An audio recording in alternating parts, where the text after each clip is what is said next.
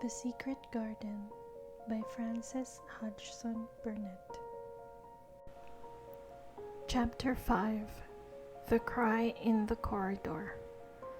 At first, each day which passed by for Mary Lennox was exactly like the others. Every morning she awoke in her tapestried room and found Martha kneeling upon the hearth, building her fire. Every morning she ate her breakfast in the nursery, which had nothing amusing in it, and after each breakfast she gazed out of the window across to the huge moor, which seemed to spread out on all sides and climb up to the sky. And after she had stared for a while, she realized that if she did not go out, she would have to stay in and do nothing, and so she went out. She did not know that this was the best thing she could have done, and she did not know that when she began to walk quickly, or even run along the paths and down the avenue, she was stirring her slow blood and making herself stronger by fighting with the wind which swept down from the moor. She ran only to make herself warm, and she hated the wind which rushed at her face and roared and held her back as if it were some giant she could not see. But the big breaths of rough, fresh air blown over the heather filled her lungs with something which was good for her whole thin body, and whipped some red color into her cheeks and brightened her dull eyes when she did not know anything about it. But after a few days spent almost entirely out of doors, she wakened one morning knowing what it was to be hungry, and when she sat down to her breakfast, she did not glance disdainfully at her porridge and push it away, but took up her spoon and began to eat it, and went on eating it until her bowl was empty. "That got on well enough with that this morning, didn't tha?" said Martha. "It tastes nice today," said Mary, feeling a little surprised herself. "It's the air of the moor that's given thee stomach for tha victuals," answered Martha. "It's lucky for thee that's tha got victuals as well as appetite. There's been 12 in our cottage as had the stomach and nothing to put in it. You go on playing you out o' doors every day, and you'll get some flesh on your bones, and you won't be so yeller." "I don't play," said Mary. "I have nothing to play with." "Nothing to play with!" exclaimed Martha. "Our children plays with sticks and stones. They just runs about and shouts and looks at things." Mary did not shout, but she looked at things. There was nothing else to do. She walked round and round the gardens and wandered about the paths in the park. Sometimes she looked for Ben Weatherstaff, but though several times she saw him at work, he was too busy to look at her or was too surly. Once, when she was walking toward him, he picked up his spade and turned away as if he did it on purpose. One place she went to oftener than to any other. It was the long walk outside the gardens with the walls round them. There were bare flower beds on either side of it, and against the walls ivy grew thickly. There was one part of the wall where the creeping dark green leaves were more bushy than elsewhere. It seemed as if for a long time that part had been neglected. The rest of it had been clipped and made to look neat, but at this lower end of the walk it had not been trimmed at all. A few days after she had talked to Ben Weatherstaff, Mary stopped to notice this and wondered why it was so.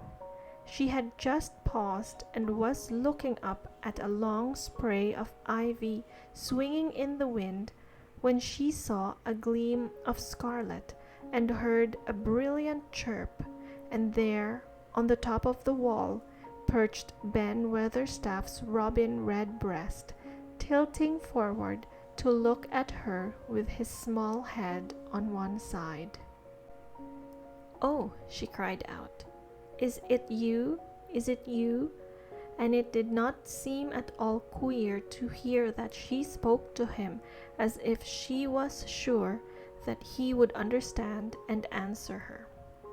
He did answer. He twittered and chirped and hopped along the wall as if he were telling her all sorts of things. It seemed to Mistress Mary as if she understood him too, though he was not speaking in words. It was as if he said, "Good morning. Isn't the wind nice? Isn't the sun nice? Isn't everything nice? Let us both chirp and hop and twitter. Come on, come on." Mary began to laugh, and as he hopped and took little flights along the wall, she ran after him.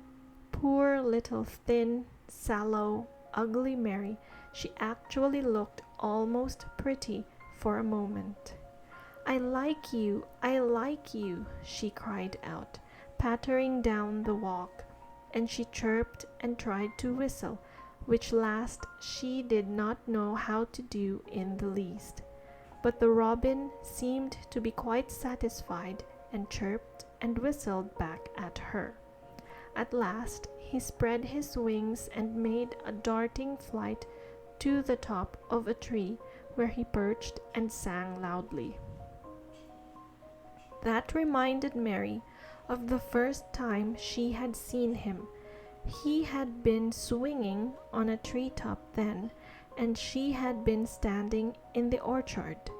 Now she was on the other side of the orchard and standing in the path outside a wall, much lower down, and there was the same tree inside. "It's in the garden no one can go into," she said to herself. "It's the garden without a door. He lives in there. How I wish I could see what it is like." She ran up the walk to the green door she had entered the first morning. Then she ran down the path through the other door and then into the orchard. And when she stood and looked up, there was the tree on the other side of the wall, and there was the robin just finishing his song and beginning to preen his feathers with his beak. "It is the garden," she said. "I am sure it is." She walked round and looked closely at that side of the orchard wall, but she only found what she had found before, that there was no door in it. Then she ran through the kitchen gardens again and out into the walk outside the long ivy-covered wall, and she walked to the end of it and looked at it, but there was no door, and then she walked to the other end, looking again, but there was no door. "It's very queer," she said. "Ben Weatherstaff said there was no door, and there is no door. But there must have been one 10 years ago, because Mr. Craven buried the key." This gave her so much to think of that she began to be quite interested and feel that she was not sorry that she had come to Misselthwaite Manor. In India, she had always felt hot and too languid to care much about anything. The fact was that the fresh wind from the moor had begun to blow the cobwebs out of her young brain and to waken her up a little. She stayed out of doors nearly all day, and when she sat down to her supper at night, she felt hungry and drowsy and comfortable. She did not feel cross when Martha chattered away. She felt as if she rather liked to hear her, and at last she thought she would ask her a question. She asked it after she had finished her supper and had sat down on the hearthrug before the fire. "Why did Mr. Craven hate the garden?" she said. She had made Martha stay with her, and Martha had not objected at all. She was very young and used to a crowded cottage full of brothers and sisters, and she found it dull in the great servants' hall downstairs, where the footman and upper housemaids made fun of her Yorkshire speech and looked upon her as a common little thing, and sat and whispered among themselves. Martha liked to talk, and the strange child who had lived in India and been waited upon by blacks was a novelty enough to attract her. She sat down on the hearth herself without waiting to be asked. "Art thou thinking about that garden yet?" she said. "I knew thou would. That was just the way with me when I first heard about it." "Why did he hate it?" Mary persisted. Martha tucked her feet under her and made herself quite comfortable. "Listen to the wind wuthering around the house," she said. "You could bear stand up on the moor if you was out on it tonight." Mary did not know what wuthering meant until she listened, and then she understood. It must mean that hollow, shuddering sort of roar which rushed round and round the house, as if the giant no one could see were buffeting it and beating at the walls and windows to try to break in. But one knew he could not get in, and somehow it made one feel very safe and warm inside a room with a red coal fire. "But why did he hate it so?" she asked after she had listened. She intended to know if Martha did. Then Martha gave up her store of knowledge. "Mind," she said, "Mrs. Medlock said it's not to be talked about. There's lots of things in this place that's not to be talked over. That's Mr. Craven's orders. His troubles are none servant's business, he says. But for the garden, he wouldn't be like he is." It was Mrs. Craven's garden that she had made when first they were married, and she just loved it. And they used to tend the flowers themselves, and none of the gardeners was ever let to go in. Him and her used to go in and shut the door and stay there hours and hours, reading and talking. And she was just a bit of a girl, and there was an old tree with a branch bent like a seat on it, and she made roses grow over it, and she used to sit there. But one day when she was sitting there, the branch broke and she fell on the ground and was hurt so bad that the next day she died. The doctors thought he'd go out o' his mind and die too. That's why he hates it. No one's never gone in since, and he won't let anyone talk about it." Mary did not ask any more questions. She looked at the red fire and listened to the wind wuthering. It seemed to be wuthering louder than ever. At that moment, a very good thing was happening to her.